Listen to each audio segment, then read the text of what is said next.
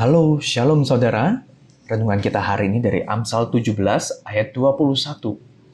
Siapa mendapat anak yang bebal, mendapat duka, dan ayah orang bodoh tidak akan bersuka cita. Saudara, dalam olahraga bela diri judo, kunci utama judo adalah menggunakan kekuatan lawan dan memanfaatkan momentum itu untuk menyerang balik.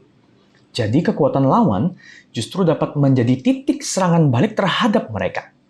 Nah, saudara, tampaknya teknik yang sama juga dipakai oleh iblis di dunia yang sudah berdosa ini terhadap diri kita. Dalam konteks Amsal 17 ayat 21 ini menjadi satu cerminan di antara banyak efek dosa dalam hidup ini. Di dalam keluarga, iblis menggunakan salah satu manfaat kasih untuk melawan kita. Bagaimana caranya? Ayat ini mengatakan bahwa tidak ada sukacita bagi orang tua dari anak yang bebal dan bodoh. Begini maksudnya, ketika kita mengasihi seseorang, kita sering menggantungkan kebahagiaan kita pada kebahagiaan orang yang kita kasihi. Dengan demikian, kita menjadikan kebahagiaan dan kedamaian orang lain sebagai bagian dari kebahagiaan dan kedamaian kita. Akibatnya, kita tidak akan dapat benar-benar bahagia hingga orang yang kita kasihi itu bahagia pula. Sebagai contoh adalah anak. Ketika seorang anak lahir di tengah keluarga kita, hati sebagai orang tua akan secara alamiah terikat pada anak itu. Hati kita sebagai orang tua tidak akan pernah tenang jika ada masalah yang dihadapi oleh anak. Misalnya sakit, susah makan, anak terus menangis, tidak bisa tidur, dan seterusnya.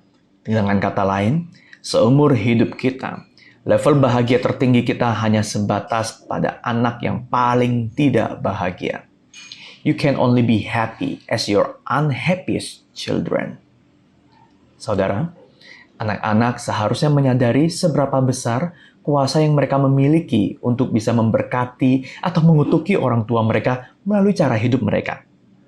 Dan orang tua seharusnya mengubah penderitaan yang dirasakan karena anak itu menjadi dorongan untuk berdoa setekun-tekunnya, bukan khawatir sebesar-besarnya. Biarlah ikatan keluarga yang membawa suka dan derita menjadi didikan Tuhan kita untuk menumbuhkan kerohanian dan pelayanan dari hidup kita. Refleksi hari ini, sebagai orang tua, berdoalah untuk anak-anak atau bahkan cucu ponakan, bukan hanya untuk kemudahan, tapi untuk pertumbuhan dan hidup yang bermakna dari Tuhan. Dan sebagai anak, mari sadari dan pakailah kuasa kita untuk memberkati orang tua kita dengan kasih dan upaya membesarkan hati.